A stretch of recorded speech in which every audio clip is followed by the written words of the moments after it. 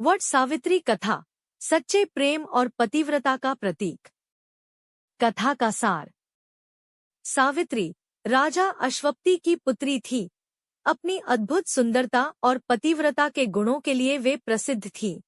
उन्होंने सत्यवान, एक गरीब वनवासी से विवाह का निश्चय किया।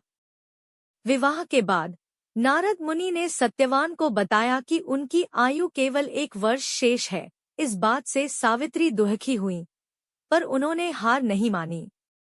जब सत्यवान की मृत्यु का समय आया तो सावित्री ने यमराज का पीछा किया।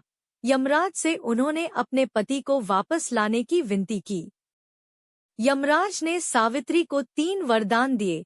सावित्री ने पहला वरदान अपने ससुर की दृष्टि वापस लाने के लिए, दूसरा वरदान अपने पिता को राज्य वापस मिलने के लिए और तीसरा वरदान अपने पति को 100 वर्षों का जीवन देने के लिए मांगा।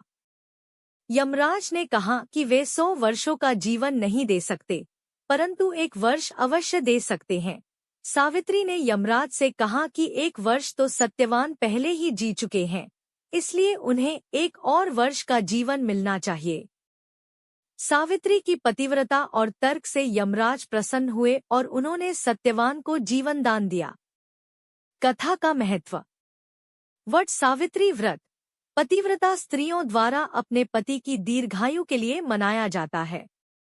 यह व्रत ज्येष्ठ मास की अमावस्या तिथि को मनाया जाता है। इस व्रत में महिलाएं वट वृक्ष की पूजा करती हैं और सत्यवान सावित्री की कथा सुनती हैं।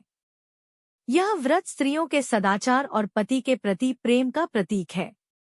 कथा से प्रेरणा। वट सावित्री कथा हमें सच्चे प्रेम, पतिव्रता और त्याग की प्रेरणा देती है। यह हमें सिखाती है कि प्रेम और दृढ़ संकल्प से कोई भी बाधा पार की जा सकती है। यह व्रत हमें अपने जीवन में सदैव सत्य और धर्म का पालन करने की प्रेरणा देता है। अतिरिक्त जानकारी। वट सावित्री व्रत को सावित्री व्रत और वट अमावस्या के नाम से भी जाना जाता है। इस व्रत को विवाहित और अविवाहित दोनों महिलाएं रख सकती हैं। व्रत के दिन महिलाएं वट वृक्ष की पूजा करती हैं और उसके तने पर धागा बांधती हैं।